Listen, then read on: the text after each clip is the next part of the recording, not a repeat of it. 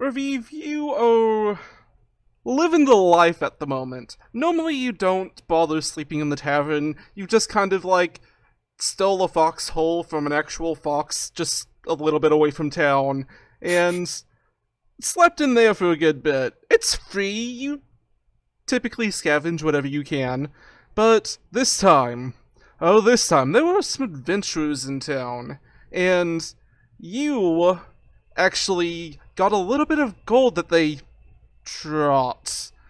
And you were actually in a bed. Sweet. Today's the big day, whenever everyone's supposed to arrive for this thing that's supposed to pay fairly well. You wake up bright and early. Time to make some money. The exit to the General Tavern is to the south. Alright, I keep going. You come into the tavern. It is a little bit of a lively place at the moment. Kind of uncommon for a small town like this. You see a group of fairly odd-looking people just looking at what seems to be a beaver on the table. The beaver is currently making a sculpture with a piece of wood. A little bit odd-looking. There's also...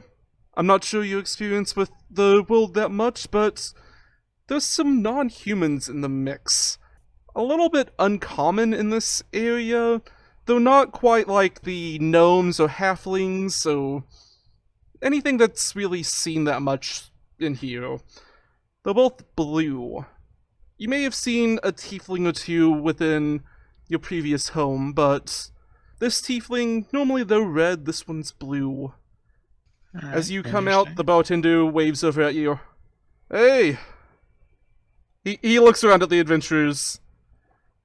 It's honestly good to see a familiar face around here. Look, do you know what's going on with these? I'm surprised you haven't seen the flyers around. I take out my flyer and I just sort of pass it to him. There's a big, supposedly a big reward for whoever put this out. This is probably why everyone's attracted. Oh. I wouldn't think you'd be complaining too much. You don't all these guys buying your ale and your rooms? I mean, he just kind of motions over.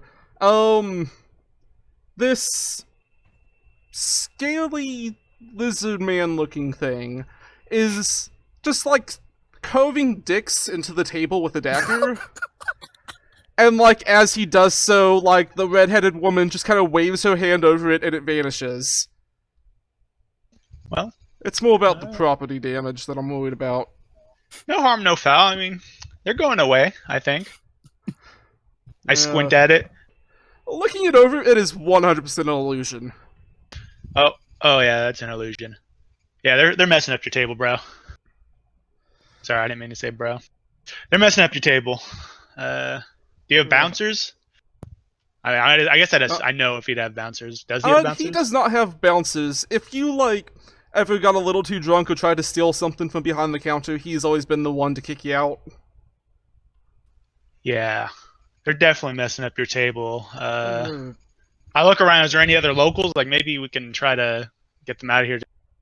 None of these people seem familiar, except for this guy down here.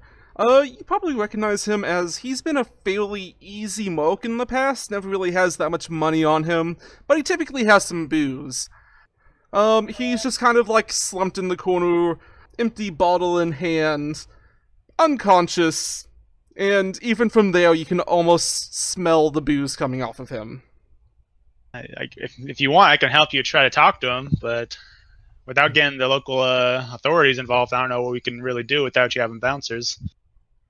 And, the gnomes chased off the goats last night, so, town's kind of free-falling at the moment. Look, if you figure out who's in charge of all this stuff, if you send him my way, I would like to talk to him about replacing some tables. Okay. Around this time, two more walk into the tavern. As I was saying, it wasn't my fault. I was hungry. That doesn't mean it's not your fault, Warren. I was hungry. I can't control myself sometimes. Alright? You need to be able to control yourself when you're hungry. Mm, We can't go on long journeys if you go into a rage every single time you get hungry. I was hungry. That doesn't really change anything. We've been over this. Have we? Don't remember. He was hungry last Yes, time we we talked. have, with Gertrude. Oh, Gertrude. Oh, bless her soul. Either way, Jeremy's family isn't here, so that's good, Yeah, I that's guess. good. Warren, a small hawk lands upon your shoulder.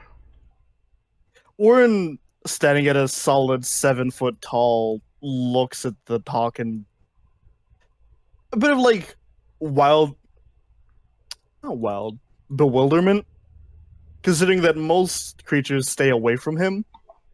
He sort of like looks at it confused. It looks at Hi you there. and cocks its head. He cocks his head back in response. Warren, you notice a small wire going down through the bird's tail feathers, slowly going down towards your coin pouch. He snatches both the bird and the wire.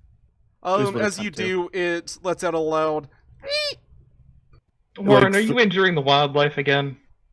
I'm injuring something that's trying to steal from me. He says he Oh. like throws it off to the side to like let it fly off. It flies back over to this nearby table. The three at it just kind of snicker. He like gives them a "I'm watching you" look. Another loud laugh lets out around the table. He's not too concerned with it. From behind Warren, Arten's just going to stare at them and the bird, and like look at his familiar, then back to them, and just small flicks of flame go over his hand before he turns away. As Warren is doing his gesture, they start laughing. They look back over to you. You kind of like a little bit of flame surrounds your hand. The halfling at the table just looks at you for a second. He goes like little straight faced for a moment, and then the other two laugh. Please, Warren, let's get moving.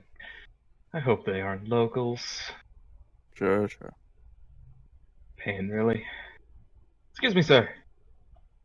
Hey, Do you have any spare rooms? Me and my friend we're here for some work, and we're hoping that there was some spare space here.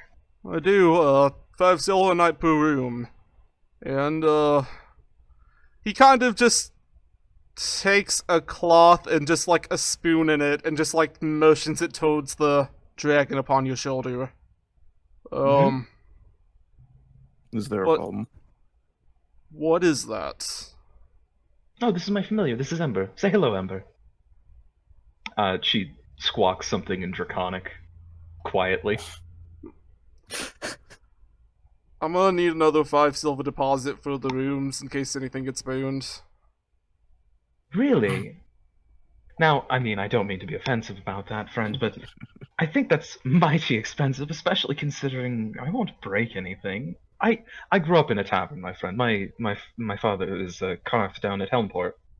It's a little better. Alright, look, just don't mess anything up. He just looks back over at the table where dicks are being drawn.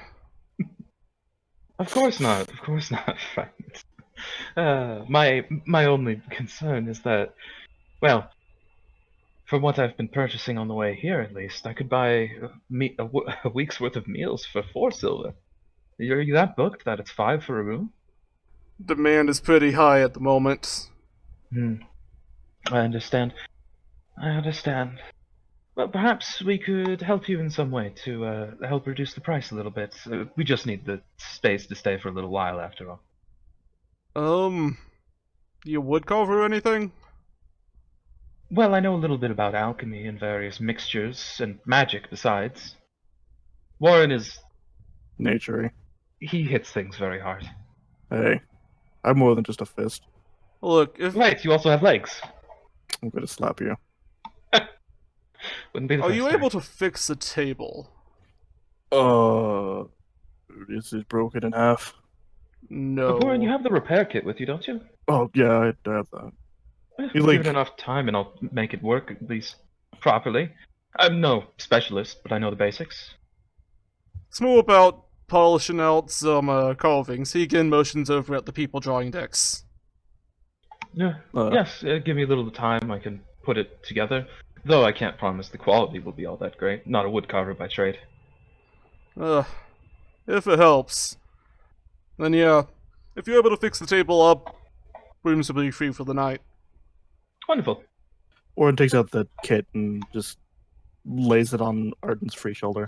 Have fun. Right. Wait, are you going somewhere? Yeah. Okay, fair enough. To the John. Where's your bathroom? He just points out the door out to go outside. He just eyes the people with the bird. As you walk out, a Toki's there. As well as... I noticed that we haven't done the descriptions, but, Layla, could you describe yourself? Heavy boots hit the ground as this female human stands at above average height. She's got a really small frame, but fairly muscular. She's got dark brown hair, hazel brown eyes, fair olive complexion, wearing a red sleeveless coat over a breastplate. And strapped to her back is a great sword dotted with small marks near the hilt of the blade. She enters, not paying too much mind to the half-orc. She passes by him. This offers a small nod to the woman as he just continues on his way. She'll nod back. As he looks around for an outhouse. You know, when I make Mutants Masterminds maps, I always include a bathroom somewhere on the map. This time I forgot about it. You bastard. Ugh.